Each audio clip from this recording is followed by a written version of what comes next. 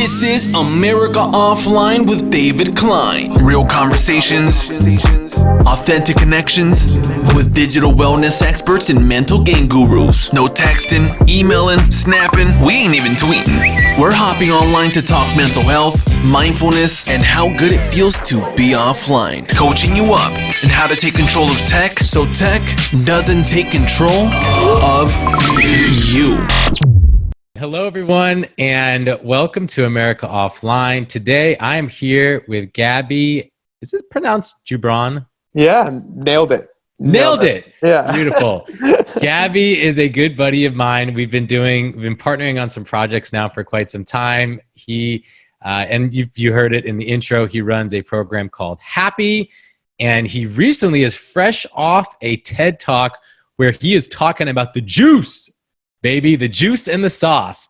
So, Gabi, why don't you give us a little bit of a dive into what is this whole thing, this whole craze with the juice and the sauce? What's it all about? What's it all about? Yeah, so, partially for me, like, I look at this.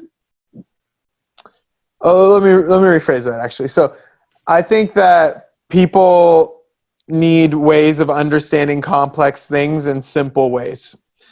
And food, to me, is one of the most relatable things that is there because everyone eats food, whether or not you actually cook it. Maybe you watch cooking shows or things like that, but you understand how juice and sauce are made to a certain degree. So I started reflecting on those processes. So like thinking about, okay, how is juice made? Well, juice, oftentimes you're taking something external to you, you're sucking resources out of it. Typically, you're leaving waste behind. Often the most nutritious parts of that thing, and you use it to give you a temporary boost. And so this shows up in a ton of different ways in our culture. Some of them positive, neutral, negative, but taking steroids is juicing. Got to give my phone some juice. I'm juiced to be having this conversation with you right now. I'm always juiced to be working with you. Really, oftentimes when I'm doing work, my creative juices start flowing. And that it's this little temporary spark or boost of energy, and it's kind of up to me to decide what I do with that. Am I just going to sit there and have my boost and move on and chase the next boost? Or am I going to take that creative juice and am I going to make sauce out of it? Sauce is more of a constructive and creative process. As opposed to where juice is more destructive and consumptive. You're taking a diversity of ingredients and you have to be patient. You have to allow time for these ingredients to really meld together so that it can become greater than the sum of its parts. Now, I would also say that all the best sauces are made with love and at home. And it's something that, you really take your time with. And it's not something that you do on the go. I just need a quick juice boost. I need some fuel. I got to get something in me so that I can go do the next thing. It's really something it's more of a process of connection and love and care and attention. Now, the intention of sauce is not really to be the main dish, but to take something that would likely otherwise be bland and elevate it and make it something truly delicious. So, in our culture, oftentimes you'll hear of someone's secret sauce or their special sauce is their thing that makes them unique. I would say something that's very common in hip hop culture, someone who's dripping in sauce, someone with swag or style.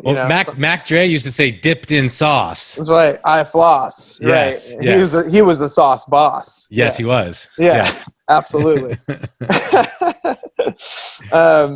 And really the idea behind this being that people are oftentimes, and especially in the way that technology is designed or that systems are designed, they're designed to get people dependent on juice.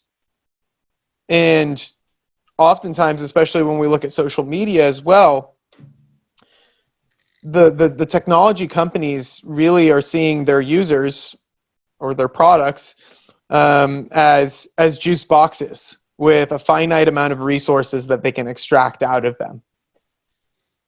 And to me, people are not juice boxes. they serve much more than one purpose. To me, a person is a sauce maker.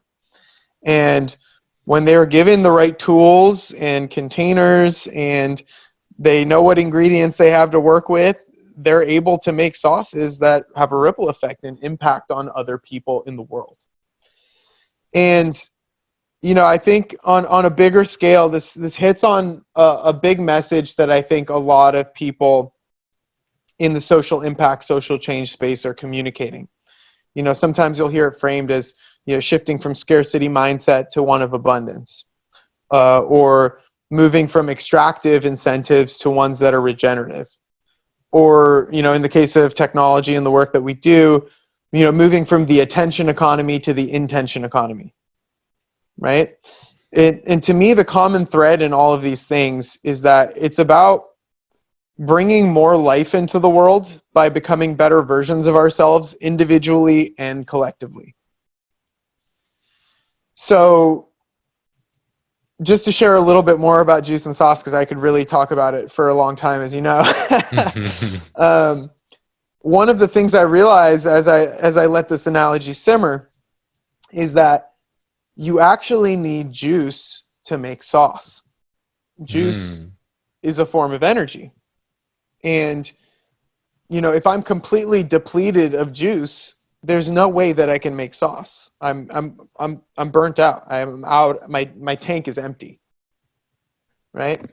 And so to me, what I've realized, and really the way that I've integrated this into my own life as actually a mindfulness practice, is it's about me slowing down enough really before I make a decision on some juice I'm about to drink, and actually taking a deep breath and listening to my body and asking myself the question, is this juice worth the squeeze? Which to me is, one, is this juice in service of the sauce? Like, am I consuming this so that I can make the sauce? Or if it's something that I just want to consume because I'll enjoy it, like some new Netflix show or whatever it is, am I doing it because I actually want to and I'm choosing intentionally to do that thing? Or am I just watching it because I'm perpetuating some kind of old habit or pattern that isn't actually really serving me or the sauces that I want to make? And so it's really a practice for me around helping me cultivate discernment. And, an example of when I might use this is like, I'm scrolling through my Instagram or Facebook feed, which even as much as I practice digital wellness, like, it still happens. It's really hard to break out of that pattern or habit. And, I'll catch myself now much more frequently, and I'll go like, wait, hold on. Is this juice actually worth the squeeze? Like, am I actually enjoying this? Or was I on here to originally do some kind of task or thing that I wanted to get done through social media? And if not, then I'll exit out and I'll go back to doing what I originally intended to do. So yeah, it's really interesting how this, I had no intentions of juice and sauce actually turning into a mindfulness practice, but it has actually been really effective and useful for me. Wow. Okay. So where do I start here? Where do I start? So I might work backwards a little bit. Yeah. Because it's what's freshest, but I spend a lot of time thinking about how I spend my time. And it sounds like for you, just this simple question of, is this juice, is this action I'm about to take worth what I'm going to get out of it? Is it worth, is the outcomes that I'm going to get for putting in the time worth it? Is that kind of correct in what I'm saying? Yeah, absolutely. I think that's one sense of it. You also, like, yes, and I personally don't want to not do something that I haven't done before because I'm not sure whether or not the outcome will serve me in some way. Like, I don't want it to prevent me, this practice to prevent me from trying new things as well, because there's a lesson in that. So the outcome there, the sauce is that, I'm trying something new. I don't know if it's going to serve me or not, but it's serving me because it's new and I'm trying it out. I'm going outside my comfort zone and venturing off into the unknown. Right. I'm learning something in this process, and who knows, this might be a new ingredient that I'm adding into my sauces. So, and you need a little bit of that juice to be, it's almost like you need some of the juice to be able to contrast the sauce. Like, you know what I mean? Like it can't be all sauce or all juice. If it's all sauce all the time, we're going to get exhausted. Am I right? You're going to get lost in the sauce. Lost in the sauce, man. That's tough. I don't want to be lost in the sauce. I don't think people want to get lost in the sauce. It's just something that kind of naturally happens when you don't necessarily know your purpose, or you lack some sort of meaning around what it is that you're doing. It could be very easy to get lost in the sauce, meaning maybe getting too egocentric, too full of yourself. If you're consuming drinks, alcoholic drinks, getting too drunk. And I would say that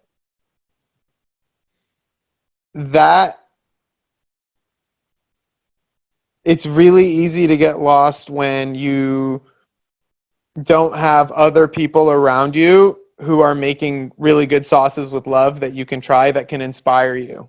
If that makes sense.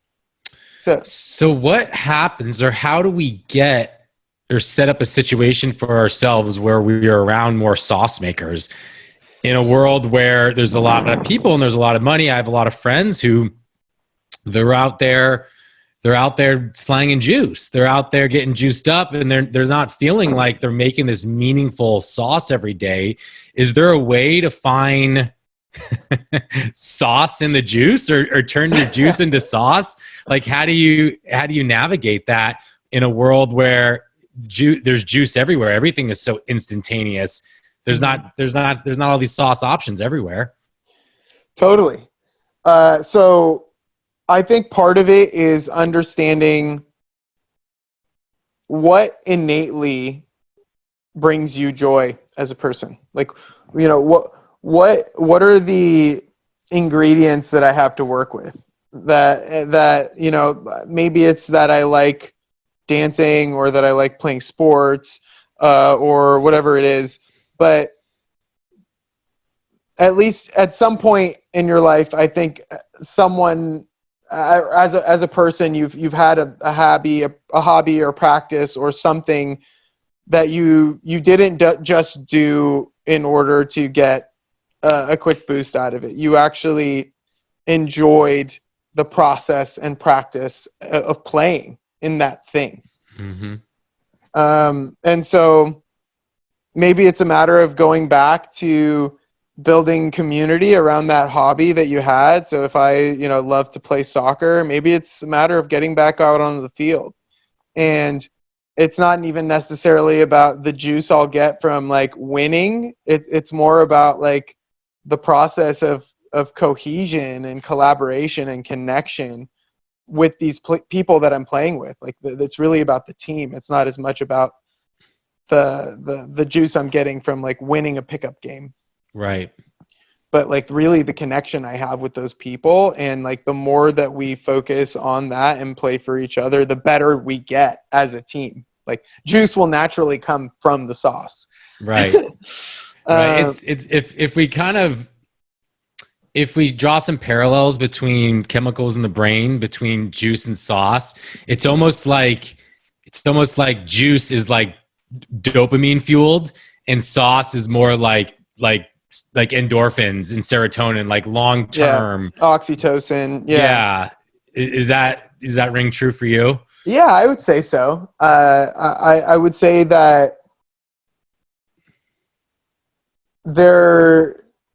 I would totally draw that connection. And it's tough, and it's tough, right? Because we're in a world where everything is so instantaneous. Juice is so readily available. We can go buy it and it stays there forever. We probably all have multiple different juices that are in our refrigerators right now because they're good there forever. And sauces, if you don't keep creating them or keep buying them or keep consuming them, or continue mixing them up, they may go away in time. They're just more delicate, right? So it's so easy to go out there and buy these cheap sauces or go to get these cheap juices, right? But the sauce, those are the things that take a while. And life is short, but life is also long, right? We also do have time. So the question is, how can we motivate more people out there to commit to more long-term practices of creating some really meaningful sauce? Right. How do we do that, Gabi? How would you guide someone through the sauce making process? How do you give them that recipe? Right. So I would say that part of it is about providing people with kitchens and containers where it's safe for them to experiment making new sauces, because or to try out making sauces in general, because I think there is definitely like a natural fear around, oh, well, not everyone's going to like my sauce, or, this, I might fail. It might not even be good at all. I might burn it. There's all these things that can potentially go wrong with making a sauce. So if you have community spaces or places where it's safe for people to like experiment and try new things, I think, and do it with other people who are also well-intentioned and are not there to judge them, but are really there to like go through the process of making the sauce. That helps people tremendously. At least in my own experience, that's what has helped people a lot. When, I'm someone who not only is a perfectionist sometimes, which can also lead to procrastination, especially when, like, again, not only is juice something you can very easily buy, juice is almost always in my pocket. It's always like right here at my fingertips. I can get juice whenever I want it. And so, yeah, it's remembering it. For me, it's been a process of remembering, well, like I'm not here to just drink a bunch of juice. I wasn't put on this planet to drink juice. Like I'm here to like connect with other people and have meaningful relationships and conversations, and maybe those conversations get my creative juices flowing, but what am I doing? What am I doing with those juices? Am I just going to let them subside, or am I just going to make them, go bad, or am I going to actually do something with them? And am I going to take those juices and intentionally make a sauce and serve that to other people, and knowing that's a vulnerable thing. Knowing that, again, not everyone is going to like it necessarily, and it's also a vulnerable thing for a person to go, wow, you made a sauce, like I'm going to sit down and try it. Thank you for inviting me to try this. Gabi, what is the tastiest sauce you have made? What sauce are you most proud of that you've developed over time? I think I'm most proud of the shifts I've experienced in the relationships that I have with my family. In the way that we show love and communicate with one another and make sauce together now. The way that we like, are playful with each other. It's not just about, my family saying, oh, we got to do all these tasks, right? We got to get this done. We got to get this done because like survival mode. It's like, no, like part of us being a family is actually enjoying each other and making sauce together and making it with my nieces as well. To me, shifting from a place of survival mode with them to like really appreciating my my family, and all the ingredients and recipes that we've been able to make together over time, in that shift is what I'm most proud of. Love that. How does how does it tie back to, I'm thinking just of kids and like digital wellness a little bit now, trying to make it apply a little bit more to that. Totally. I do feel like, because as I was mentioning, everything's very instantaneous, right? And I asked the question of like, how can we create more sauce makers? And I think, long story short, your reply was, allowing people to fail successfully, allowing them to try some new things out and not feel judged and be like, oh, that sauce didn't really work out. Let's try something else out. Right. How can we expand upon that a little bit and motivate more people to not look for just these quick fixes and these quick juices, but to actually work through some sour sauce, or commit themselves to a longer term vision of creating some really meaningful sauces in their lives? Like, how can we do that actionably? Yeah.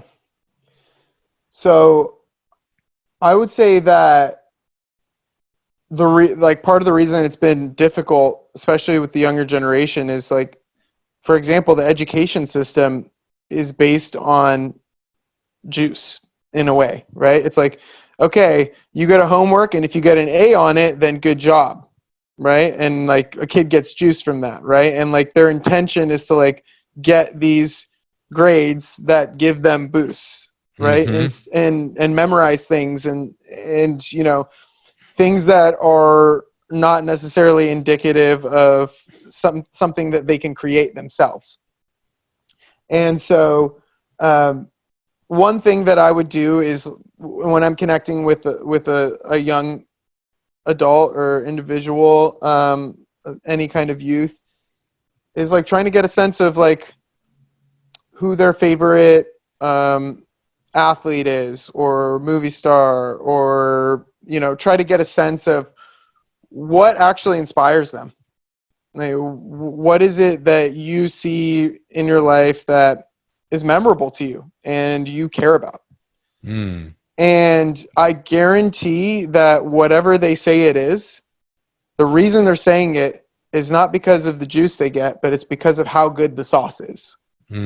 Right? It's if I like a particular athlete, let's say I like Steph Curry, Chef Curry, I appreciate him for his ball handling skills, and I appreciate his vision and all of these ingredients that he has that allows him to like create the sauces that he does on the court.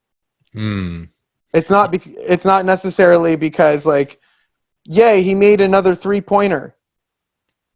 Right? It's like I appreciate his game, right? He's got sauce. Yeah. For me, that rings true in, when we look at, just sticking with sports, because I come from a sports background, if we were so juice infused, I guess you could say, then we would be so worried about our kid's batting average. How many hits did he get? Did we win the tournament? And the more saucy elements here that are really more important, or at least in my world are more important, are, what type of teammate is he? Did he get better week to week? Is he coachable?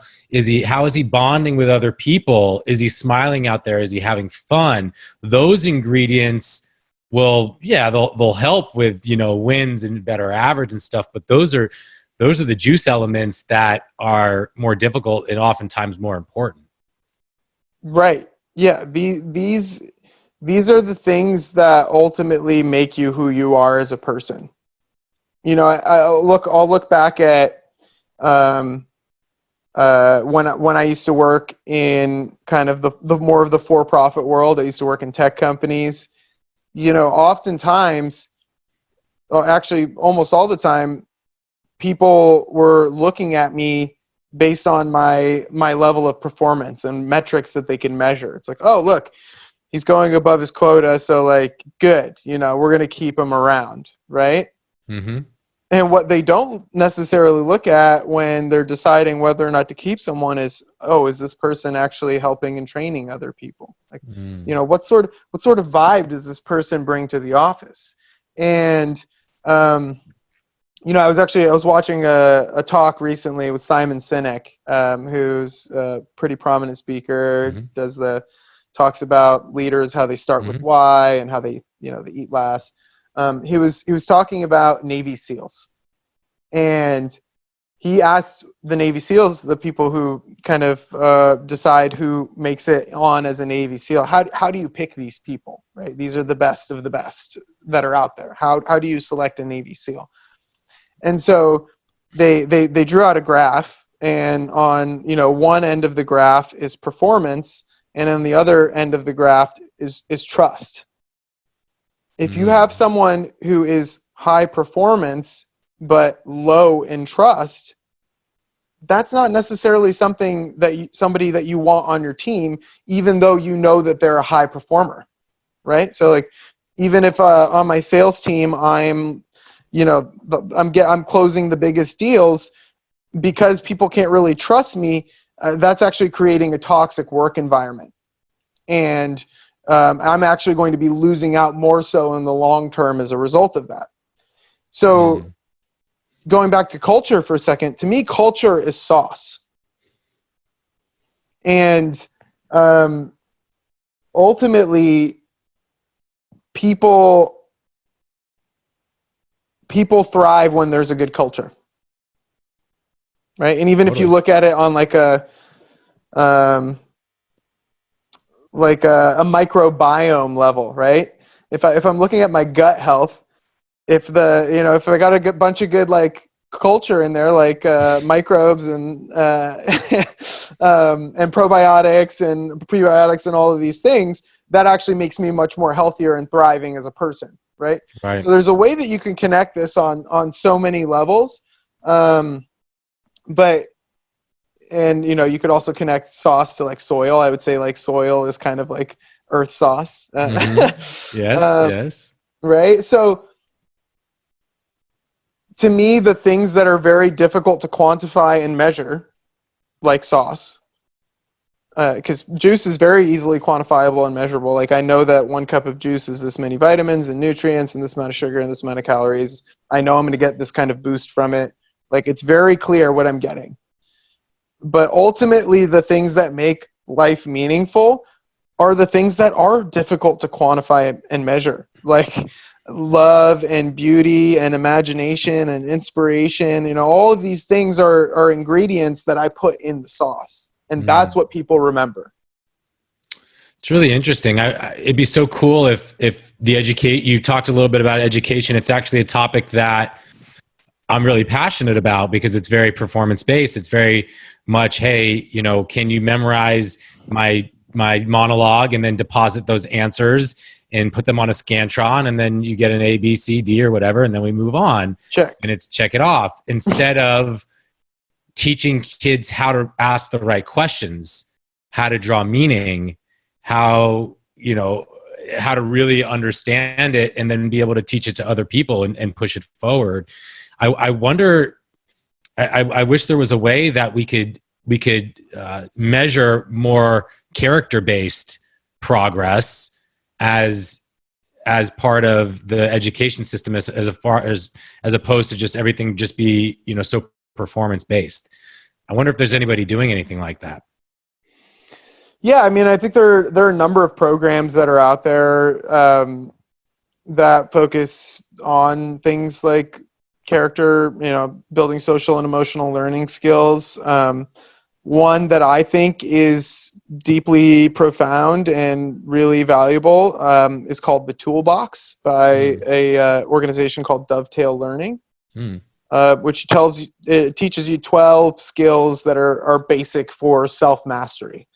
You get like a breathing tool and a listening tool and an empathy tool and a courage tool and use your words, and there's all these foundational things that like are just so critical for being a person in the world. And of course, though, when you're talking about that, it's qualitative and it's not quantitative.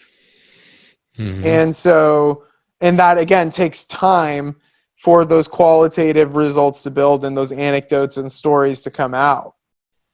And so again, it's part of it is helping to shift people into out of a juice mindset into one that's focused on sauce.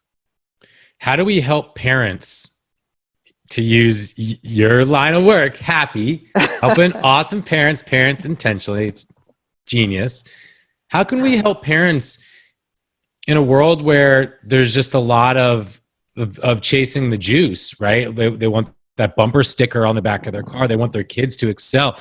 I mean, there's so much pressure on kids to achieve nowadays, particularly here in the Bay Area, but it's really everywhere. Yeah. And by achieve, I mean better grades, better school, so you can get a grad school, so you can make more money. You know, how can we get them to focus more on? And I think about juice as far as like a life. I think about something with like multiple. It's not just apple juice. We're talking about this tomato sauce with basil in it, with tomatoes and some pepper and garlic. You know, all these little things that make this person fulfilled and they make them whole and complete. How can we motivate parents, or how can we shift the climate of sort of this dopamine fueled juice to more of this more difficult sauce that takes time and love? Yeah. Tough question. It's a very hard question. And you know, based on my perspective on it, again, it goes back to what I was saying about helping create more kitchens and containers where it's safe for parents to learn how to fail and grow and make their own sauces. You know, for generations before them, and I don't know how many generations going back, because like there was a time when, you know, you were more so just focused on spending time with your family and cooking and making sauce with them and taking care of all your needs. But I guess at least since the Industrial Revolution, it's been much more of, okay, we got to make sure that we have this amount of money, or we need these basic needs met. And so it was really hard for a person to focus on being themselves and growing more fully into the person that they want to be and sharing their gifts with the world, just out of the necessity of that time. I'm constantly operating from a place of survival mode. Or, you know, if I'm on the other end of the spectrum where I'm well off as a person, well, that amount is never enough. I always want more.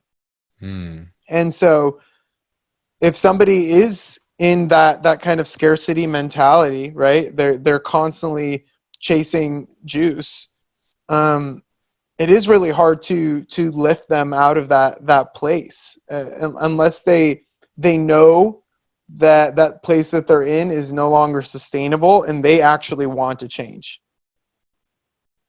And so I'm not going to try to force people to change, because I can't do that. They have to want to make the change themselves. But what I can do is create an environment, a place that feels like home, and invite them to both try sauces that are made with love and give them the encouragement and the tools that they need to try making their own. And if they start going through that process, the kid's going to learn from that, right? They're going to start being motivated. Their parent is now modeling making sauce, right? Yeah. It's really beautiful. The other day when we had our lunch, I talked about how important it might be for a young man or woman, aspiring, you know, young man out there, woman trying to find their thing, like find their thing, like find that thing that really drives them. And let's make it, you know, not social media or something like something, one activity that's very, very enriching. How does that apply here to this idea of sauce? Yeah, I think that those things that they feel really connected to, are opportunities for them to make sauce, right? Because if I'm doing a particular hobby or skill and I love doing that thing, it gives me an opportunity for myself to express myself authentically through that particular skill or thing that I'm playing with. Like if I'm learning a guitar, you're not going to tell me what songs I'm going to play. I'm going to decide what songs I want to play. Hey, I might even start writing songs, right? Right. And so it's kind of just like this ongoing process where the more that you put into it, the more you get out of it, right? It could be like that with anything that has substance to it. You know, I really love this. And I hope this sort of analogy, as you said in the beginning, like analogies really kind of help people digest. I hope it really rings true and people take it to heart, those that are listening, because I think it's really moving to just the idea of that, you know, we have one life and let's try to create as much delicious sauce as we possibly can, and be intentional about what we're doing with our time. So Totally. And it's not inherently competitive either, right? Because you made a sauce and I was like, whoa, David's sauce is amazing and it's inspiring me. I'm going to take some ingredients from it and I'm going to make my own sauce out of it. Right? I can never recreate your sauce, but I could be inspired by it and make a version of my own. It's like, you know, if I look at music, right? There's so many people who cover songs or remix songs is because they're like, wow, that song is so good. And you know what? I'm going to put my own spin on it. I'm going to make my own version of it. Right? Music is like, there's infinite sauce that you can make out of music. Totally. Right? But the kind of part that frustrates me a little bit is that oftentimes what gets the big bucks and money is like juice music, right? It's like what's going to give me this like quick little boost that I'm looking for, get this thing that repeats a bunch of times that gets stuck in my head. It takes a really long time to make sauce music, right? Yeah, totally. And that doesn't mean that it's not rewarded and that there aren't a bunch of like amazing albums and songs out there that are like very much sauce. But what's incentivized oftentimes is like more juice. Yeah. So Gabi, this has been really interesting. And I think my guess is that some of our listeners here are going to want to get a little bit more of Gabi out there. So coming to a close here, where can people learn a little bit more about you and all that you're up to? Yeah, absolutely. So you can go to happy.org, HAPPI.org. Feel free to contact me through the forum. I will respond. Fairly responsive, even though there's lots of messages coming out these days on a bunch of different platforms. I'm also co-founder of Digital Wellness Collective, which you are a fellow member of, David, which is focused on enhancing human relationships through the intentional use and development of technology. And I'll touch on that quickly for a second, because I think right now what we have a lot of is technology that's designed to help us extract juice, like an oil rig, for instance. It's designed to sell people juice, like an ad platform, or, you know, like I mentioned before with social media, oftentimes is designed to see you as a juice box where you have a finite amount of resources that are meant to be extracted out of you.